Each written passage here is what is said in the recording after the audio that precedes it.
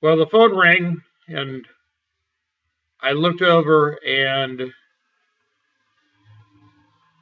I grabbed it. Of course, I had to put on my glasses because I can't see without them very well. And I picked it up, and I noticed that it was my sister calling. And then I looked at the clock, and I said, "Oh my goodness, it's 1 o'clock in the morning." Well, I guess I really wasn't in bed, was I? To be truthful, I was sitting at my computer. Oh, much like I am now. Anyway, it was my sister. She called up and she said, "Hey, I just saw you on the computer and thought I'd call and chat for a few minutes." So we talked for about 15 minutes, just general, just catching up. And then she said, "Well, hey, I got to get back to my prep." And when she means prep, she does not mean preparatory school. She means preparation for her students. You see, my sister's a teacher. In fact, today I want to talk a little bit about her because this is her last day, official day of teaching. Oh, she's not done. I don't think teachers ever really truly retire, true teachers. But my sister Carolyn retires today. This is her last official day. And she's been doing it a long time. Carolyn, I promise I'm not going to tell anybody how old you are, okay? All I have to say is she's been doing it a long time and she loves it.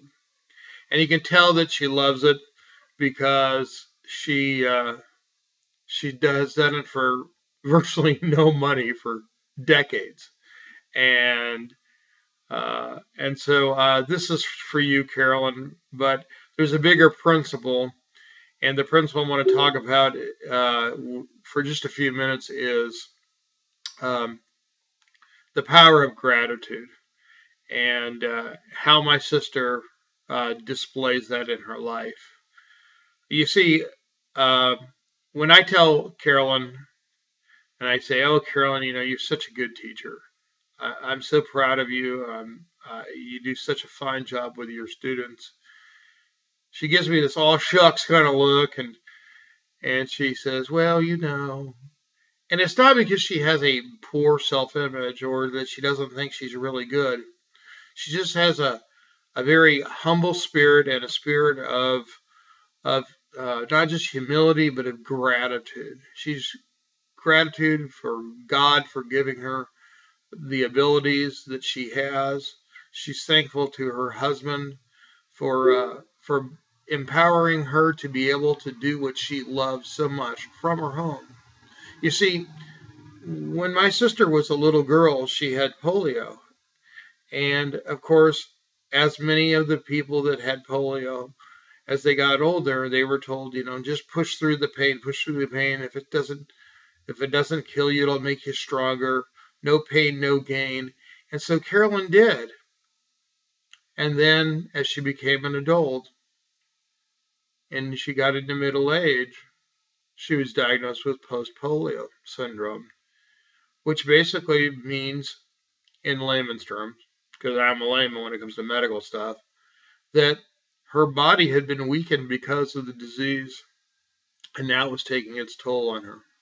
Well, she couldn't teach her kindergarten class anymore, and she taught kindergarten and been fantastically successful with it. 100% of her kindergartners were reading by the time they got out of kindergarten. By the way, that blows away the national average by a long shot. But she couldn't do that anymore. And it is said such that when when you open yourself up and you follow your bliss, your happiness, that the universe opens up to you and opens a door where there was once a wall. And this is exactly what happened because my sister could not teach in the classroom anymore, so a door opened to students who didn't fit for some reason in the school system, and she was able to meet their needs by teaching them out of her home. And she did that for a long, long time. She just retired from that. One of the powers of gratitude is that um, she was so thankful for the opportunity to continue what she truly loved, which was to teach others. And because of that, she didn't teach like a lot of people do. She taught from, she loved the kids into learning. And, as the Apostle Paul defines it in First Corinthians, he says, love is patient, love is kind, you know, and that was her. She was kind, she was loving, she was worked diligently. She would work, burning the midnight oil, and she would do things. I think she spent probably more time in preparation and one-on-one teaching than many teachers do teaching 30 to 100 kids. And she was just good at it, but she loved it. One of the powers of gratitude is that it's like a boomerang. You know, she loved those kids, and when I see her, she runs into one of the kids that she taught at one point in her life, and she says, "Hey, how you doing?" And they remember her, and they catch up, and she gets this beam on her face because she loves the fact that they're doing well as adults and they're moving on. You see, she didn't take the rock stars. She didn't take the superstars.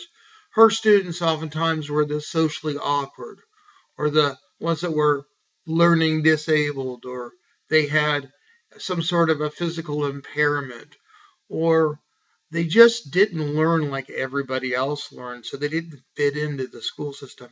Those were her kids. Those are the ones that she loved into learning, and they just loved her right back.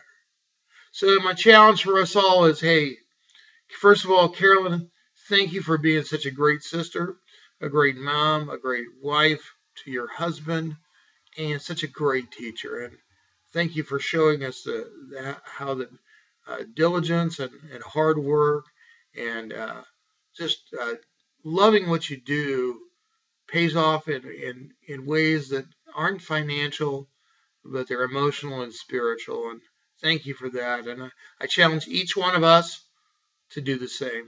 Be grateful. Learn the power of gratitude and share it with other people. Good night.